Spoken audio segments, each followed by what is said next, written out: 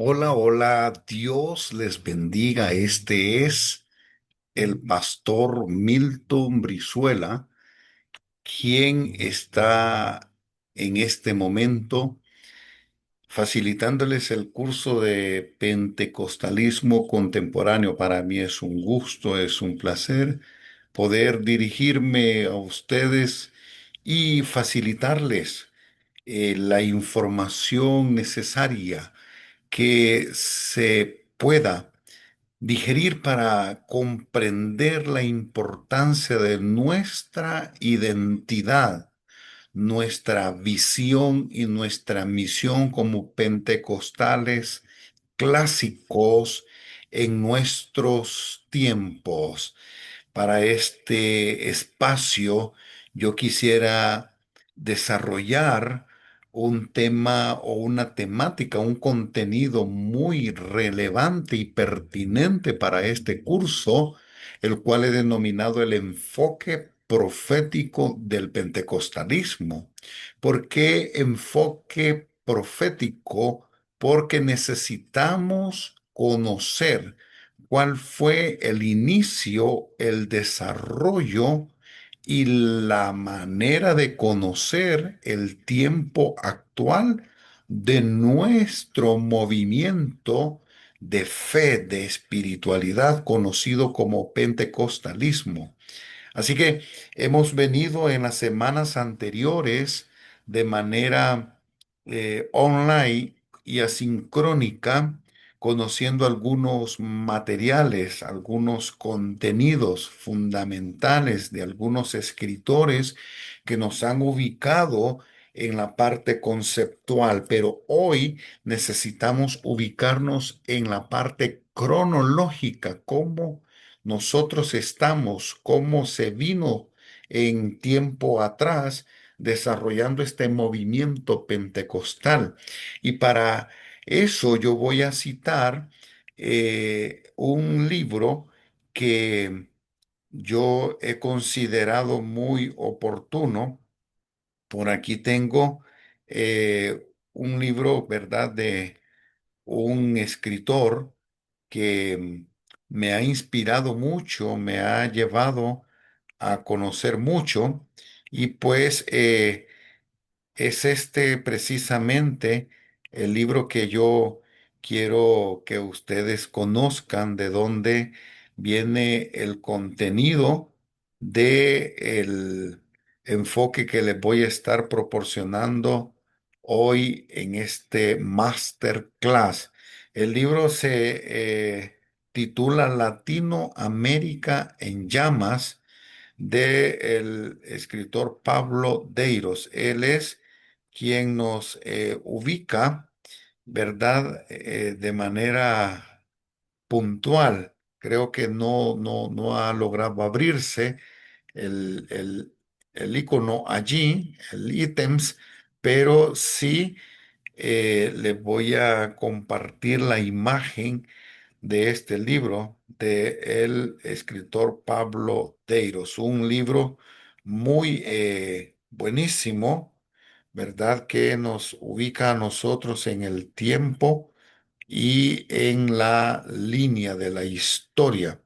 Bueno, más adelante se lo voy a estar compartiendo, pero precisamente hoy yo voy a compartirles este enfoque que he denominado enfoque profético del pentecostalismo. En este enfoque nosotros vamos a estarnos basando en dos figuras. La figura de la lluvia temprana, que nos enseña mucho, y la figura de la lluvia tardía, basándonos en el libro de Joel, capítulo 2 versículo 23, y Deuteronomio, capítulo 11 verso 14. ¿Qué dice el libro de Joel? Vea qué importante qué nos dice el libro de Joel en cuanto a lo que queremos enseñar en este masterclass. Dice Joel: vosotros también, hijos de Sión, alegraos y gozaos en Jehová vuestro Dios, porque os ha dado la primera lluvia a su tiempo y hará descender sobre vosotros. Aquí está la clave. Hará descender sobre vosotros la lluvia temprana y la lluvia tardía. Vea qué interesante. Dice la lluvia temprana y tardía como al principio. Entonces, considerando este texto, se nos dice acerca de estas dos lluvias, la temprana y la tardía. En estos textos este texto que nosotros leímos, tiene como trasfondo el sistema de lluvias de Palestina. Ese es el trasfondo que tiene este texto que nosotros recién leímos, las lluvias o el sistema de lluvias en Palestina. Em, en Israel o en Sión, ¿verdad? En esos tiempos se consideraban muy oportuno y muy marcadas las estaciones de los tiempos del año. Y las estaciones están marcadas de acuerdo a lo que nos dice el libro de Deuteronomio 11:14. Deuteronomio 11:14 se nos marca muy, muy bien, pues, las estaciones del pueblo de Israel. Si usted va en su Biblia y lee Deuteronomio 11:14, se va a dar cuenta que hay una promesa de provisión y bendición, ¿verdad? Para el pueblo de Israel. Y esa promesa de bendición y provisión está marcado por cierto momento o temporada. Dice el texto allí en Deuteronomio 11:14, yo daré la lluvia de vuestra tierra a su tiempo, la temprana y la tardía, y recogerás tu grano, tu vino y tu aceite. Entonces, allí en ese texto, ¿verdad? Se marca las estaciones, por decirlo, el verano, la primavera, el otoño y el invierno.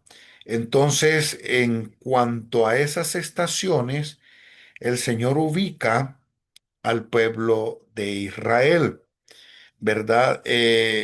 Esto se mueve en un ambiente profético, el cual tiene referencia al pentecostalismo, ya que em, todo lo que nosotros miramos en cuanto al sistema de lluvias temprana y tardía apuntaban hacia la cosecha o las cosechas en el pueblo de Israel.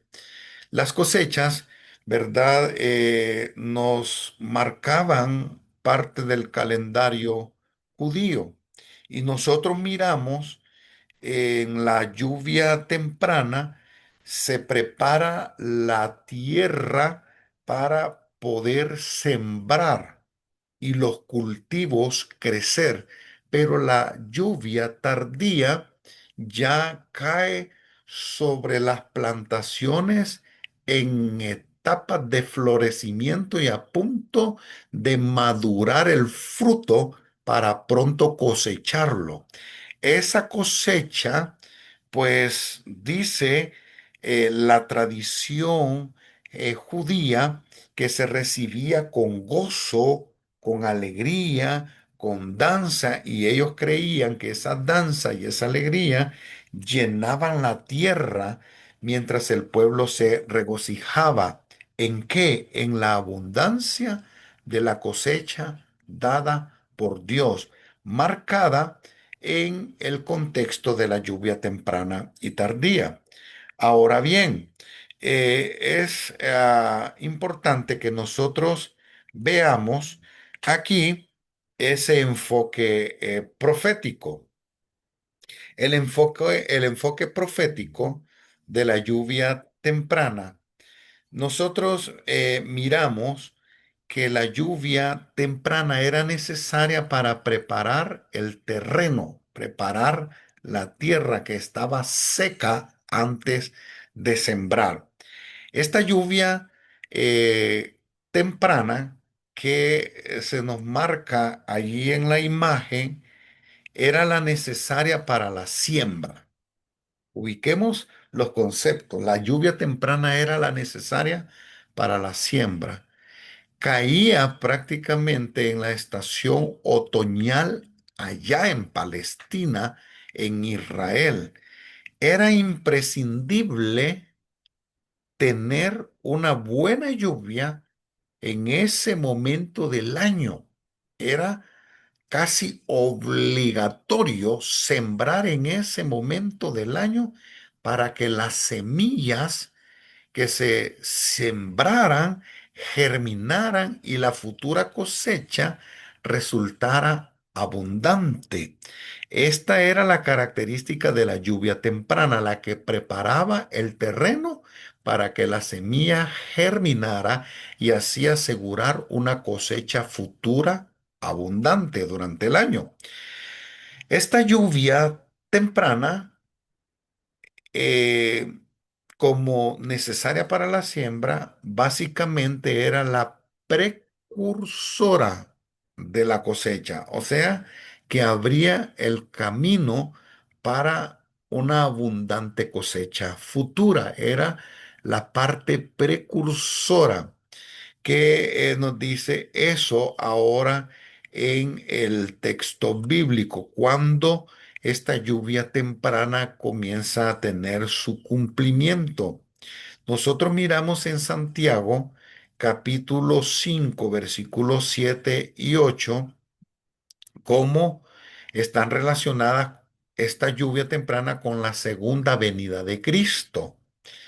Interesante esto, porque Santiago habla de las temporadas de lluvia y hacía referencia a la lluvia que les mencionamos en Joel y en Deuteronomio, de la temprana y la tardía.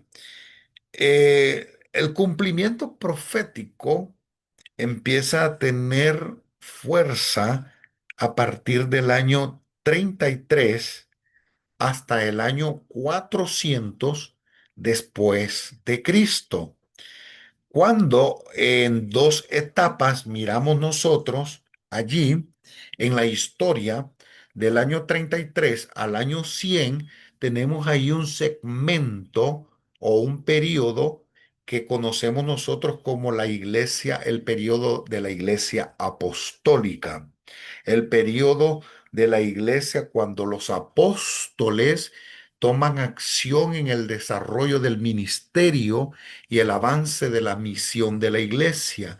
Cuando Jesucristo asciende al Padre y luego desciende de repente en el aposento alto, el Espíritu Santo, los apóstoles se empoderan de la gloria de Dios y comienzan a partir del año 33 como apóstoles en acción a través del Espíritu Santo. Y pues nosotros tomamos allí hasta que muere el último apóstol, allá en el año 97 al 100 después de Cristo, allá en la isla de Patmos, a quien conocemos como Juan.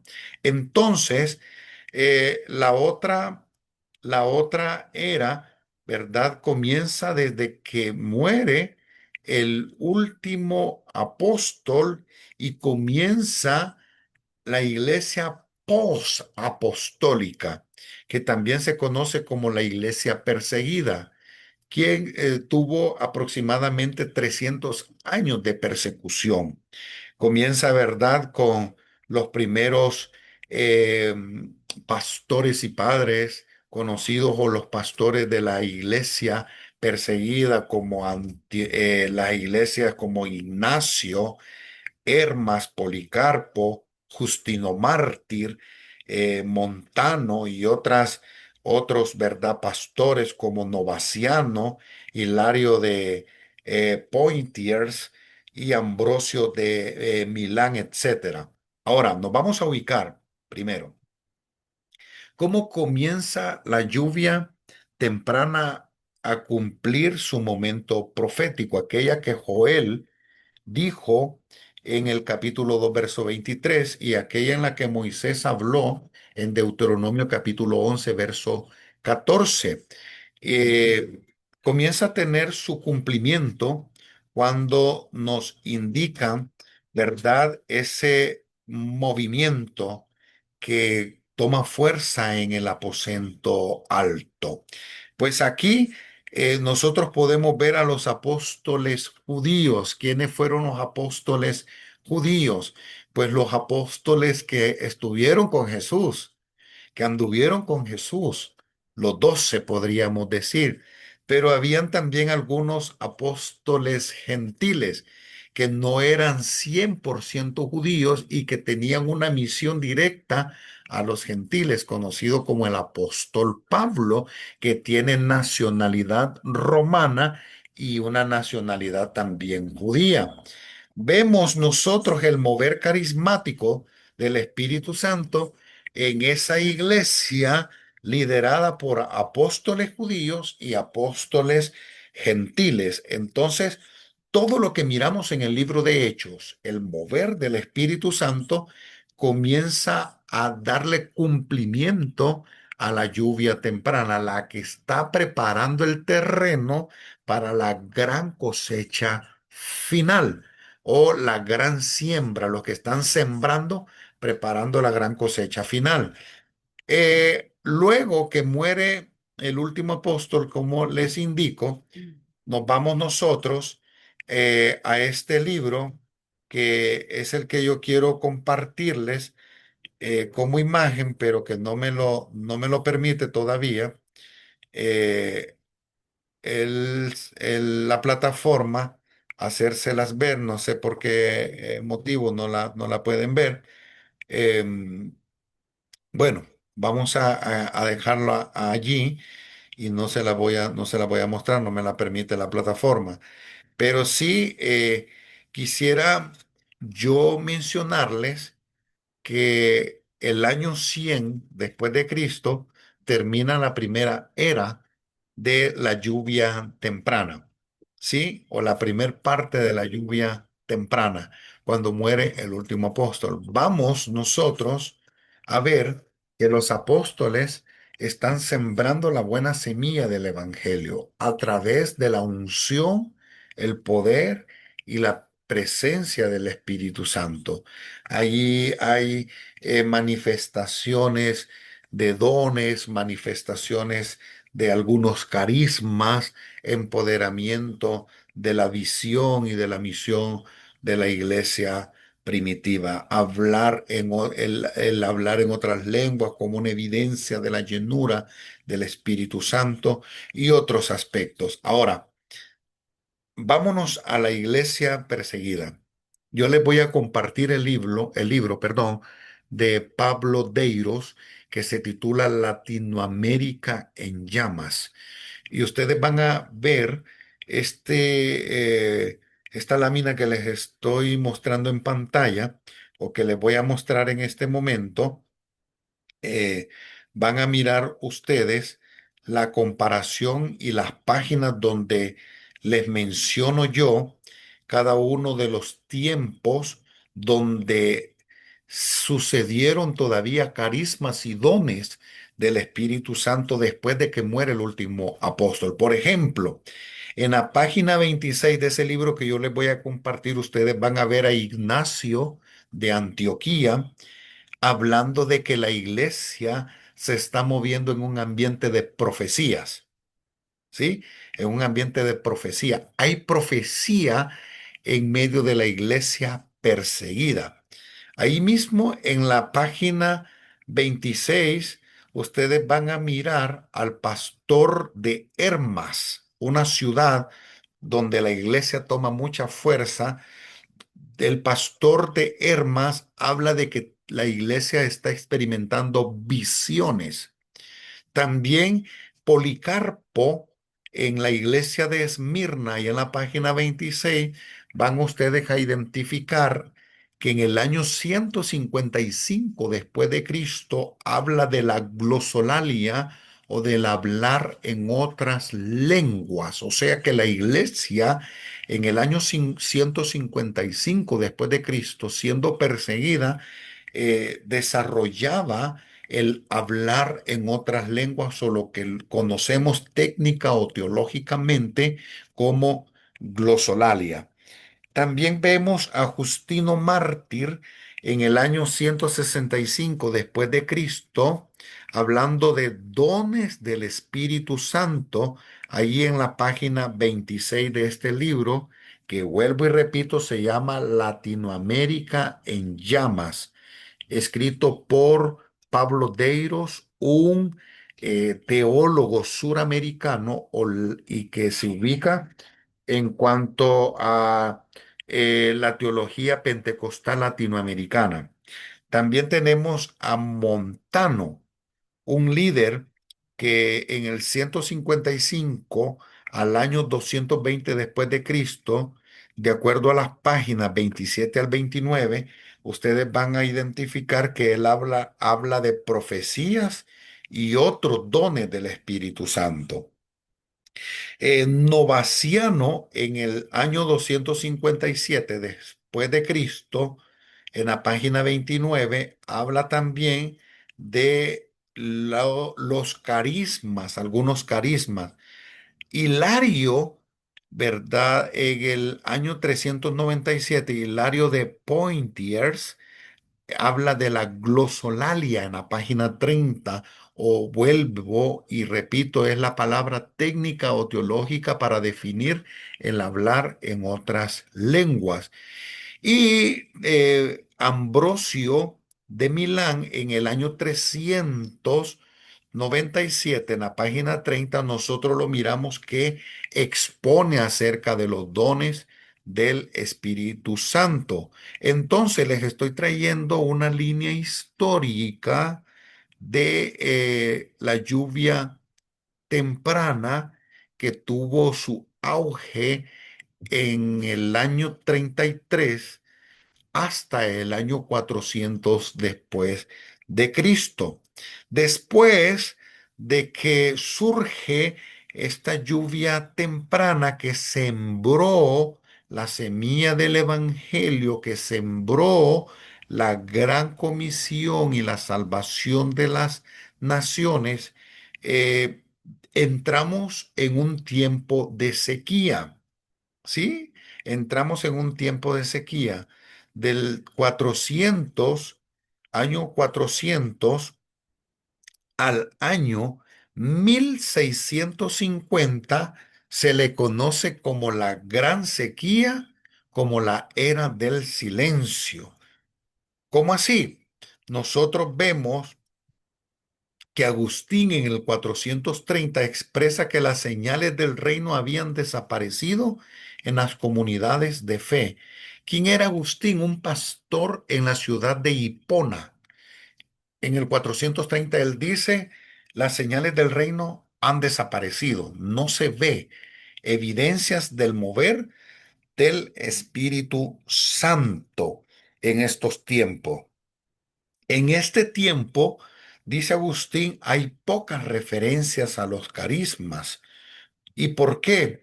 Porque entramos en este tiempo en la era del oscurantismo que tuvo su influencia en la iglesia cristiana de ese tiempo. O sea que los carismas se habían apagado. ¿Qué son los carismas?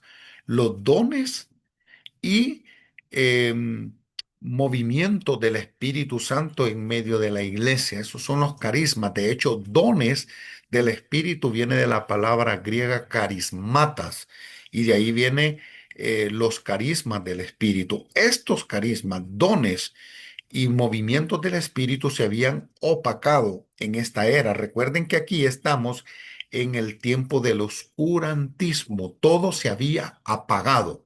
La fe se había apagado. La revelación de la palabra se había apagado. Y los dones y movimiento del Espíritu Santo, el pentecostalismo aquí, se había apagado.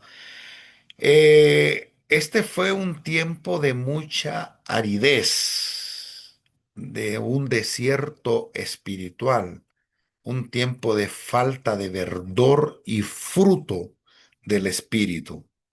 Pero miramos nosotros en ese todavía enfoque profético de la lluvia eh, temprana que tiene un final. Ahora venimos nosotros y nos ubicamos en el tiempo de la lluvia tardía. La lluvia tardía nos da a nosotros un énfasis, ¿verdad? Cuando caía la primavera. Volvamos, volvamos al tiempo de Joel, a la profecía de Joel 2:23 y Deuteronomio 11:14. La habla de la lluvia temprana, ya se las explica en el cumplimiento profético de la iglesia primitiva y la iglesia perseguida, la iglesia de los apóstoles y la iglesia de los pastores posapostólicos. Viene y entramos en un tiempo de sequía en el 400 eh, después de Cristo y terminando en el año 1650 después de Cristo. Ahora, después de la sequía, viene la lluvia tardía. Ya no estamos en la lluvia temprana. Venimos a la lluvia tardía. Esta lluvia caía en la primavera. Hermanos, hermanas, esta lluvia caía en ese tiempo de primavera, justo antes de la cosecha. Ya aquí, ya aquí las cosechas están en su verdor, ya las cosechas están en su flor. Ya aquí las cosechas prácticamente están, o los cultivos están con toda la flor y necesitaba un poco de lluvia para que el fruto madurara. Si la lluvia no caía, el fruto no podía madurar y al no madurar no se podía cosechar.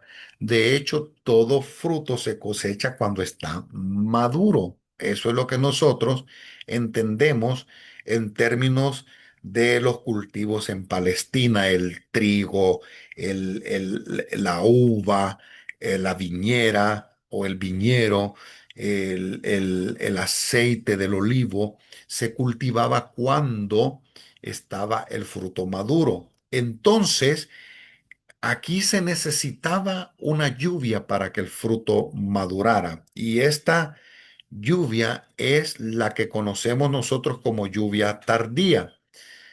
Era muy esperada, ya que sin ella las mieses no madurarían para la siega.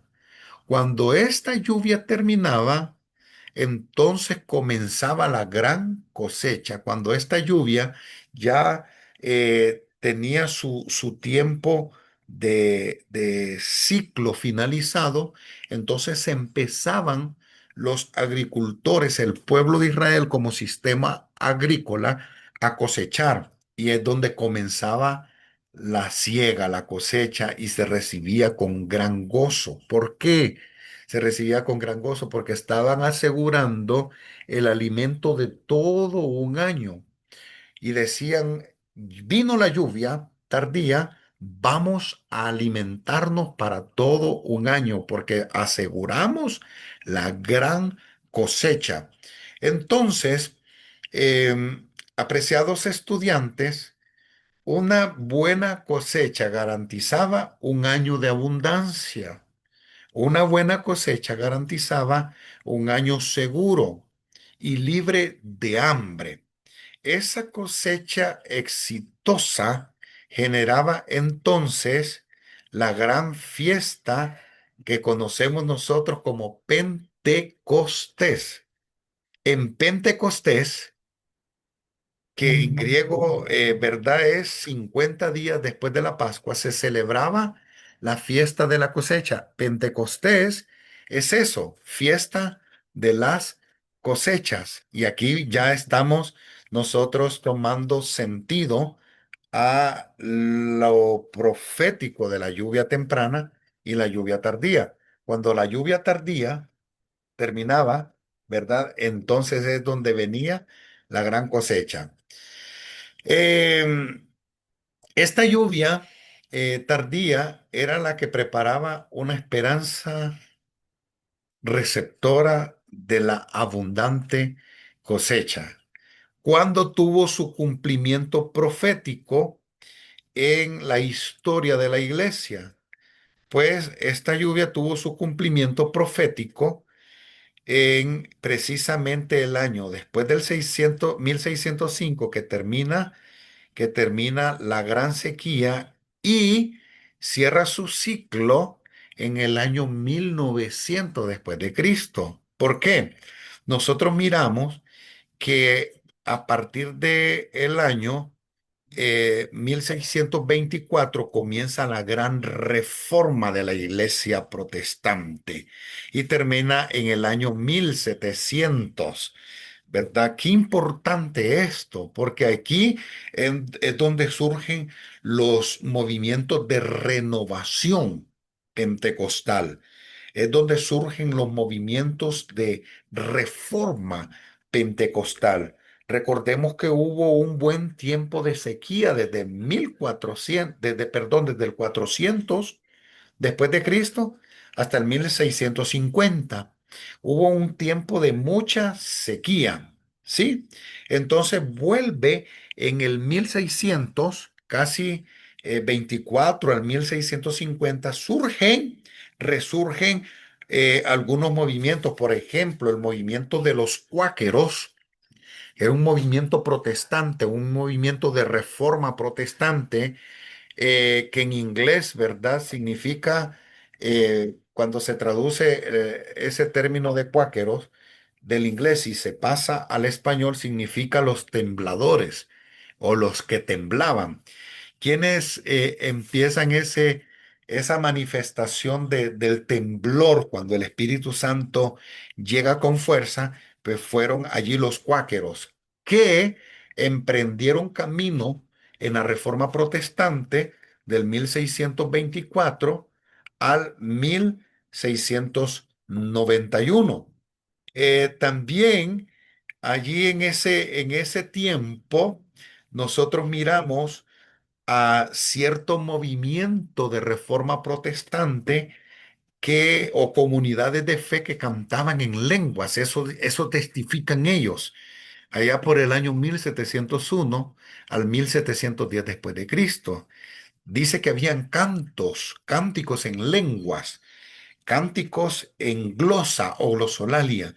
Este movimiento o comunidad de fe de reforma protestante es conocido como los hugotones o los seguidores de Hugo, un líder protestante muy fuerte. Los hugotones dicen que cantaban ellos en lenguas o otras lenguas, pero después de la reforma, apreciados estudiantes, viene otro tiempo de cumplimiento en cuanto a la lluvia tardía, aquella que está preparando la gran cosecha. Este movimiento es el del movimiento metodista o el del metodismo, que comienza a tomar fuerza del año 1700 al 1790.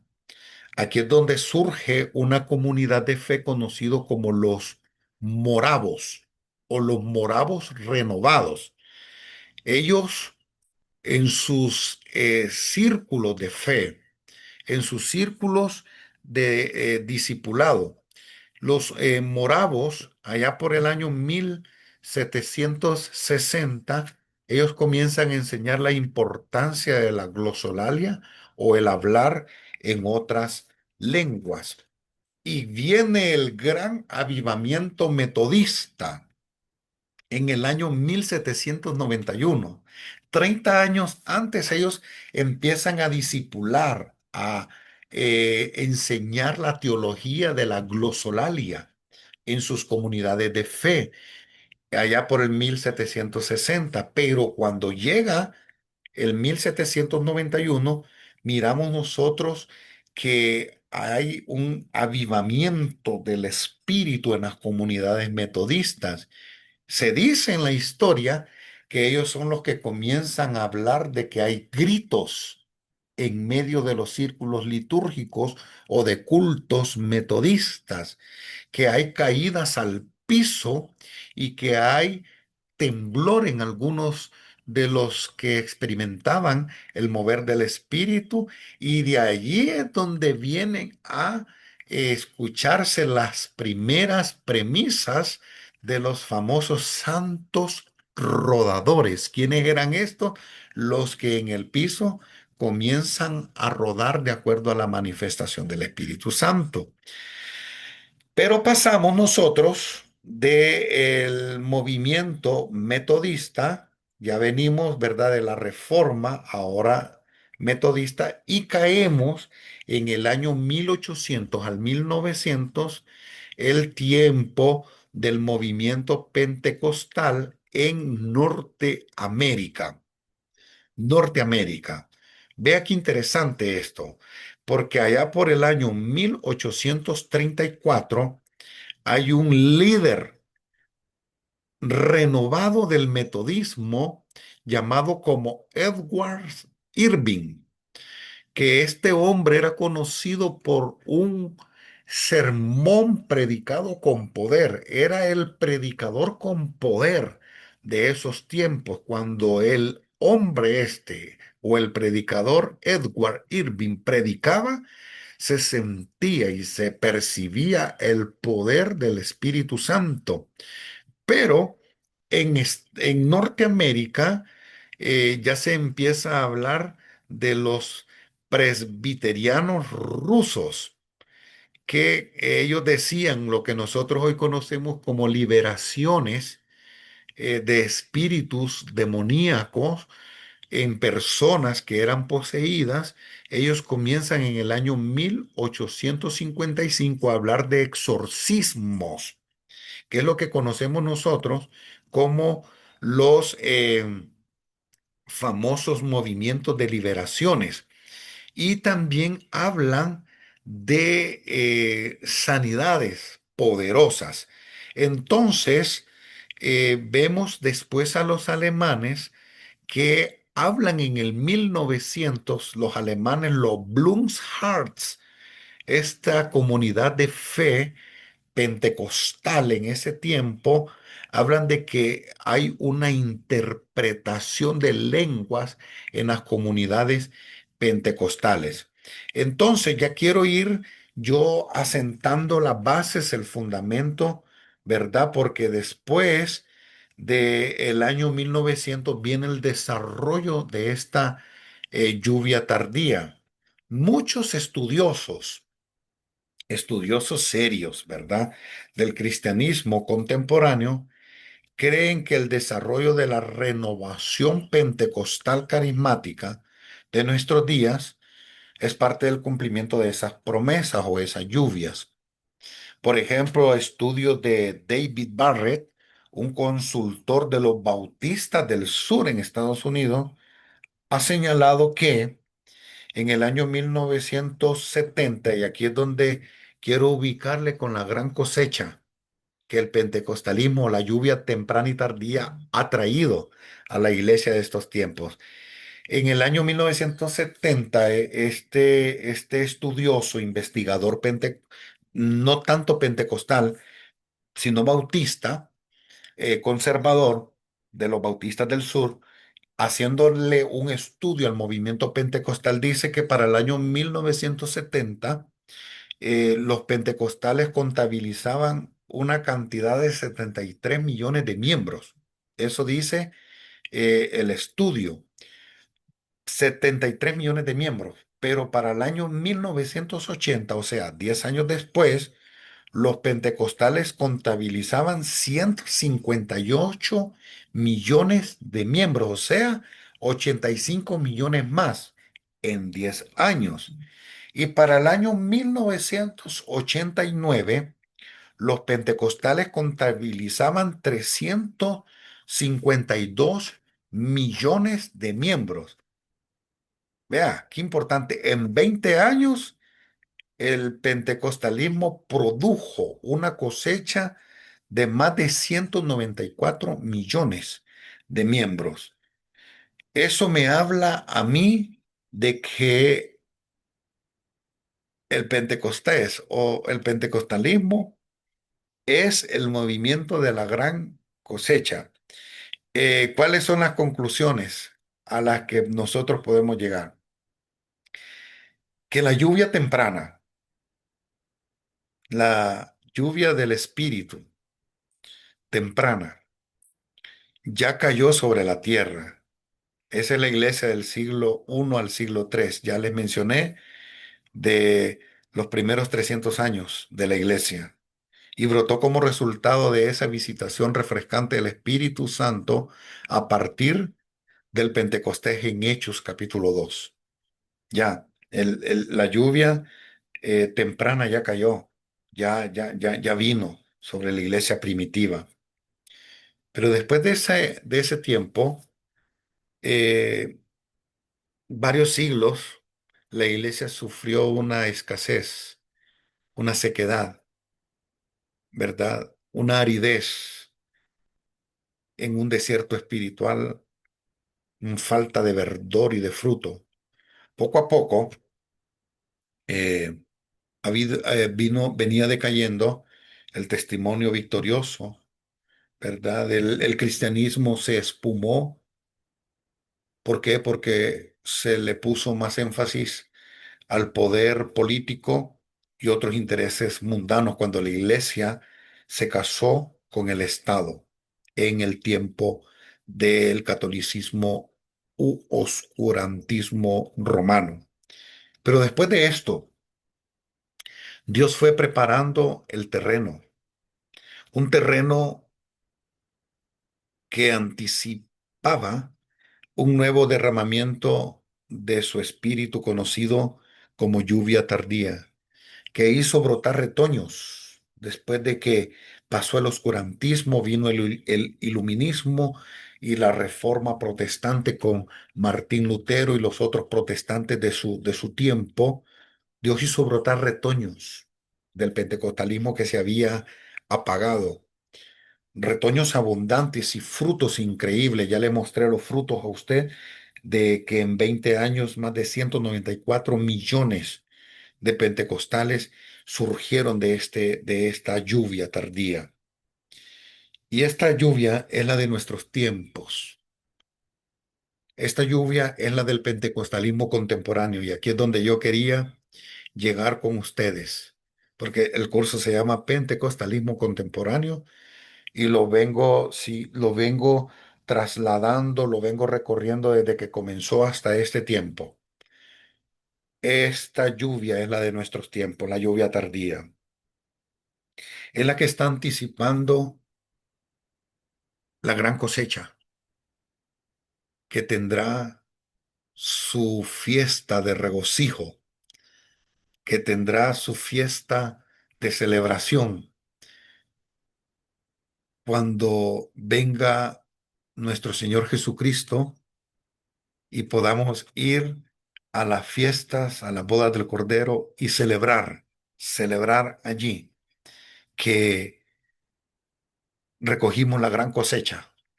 Y yo lo quiero ubicar a usted, que Dios, en que Dios lo ha traído para este tiempo, para esta temporada, para que usted se mueva en la corriente de la lluvia tardía y pueda ser las manos segadoras, las manos que cosechan el gran fruto que Jesucristo va a levantar en estos últimos tiempos.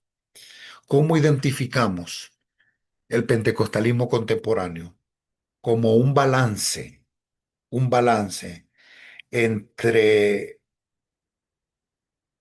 el movimiento conservador que tenemos en una ala, ¿verdad?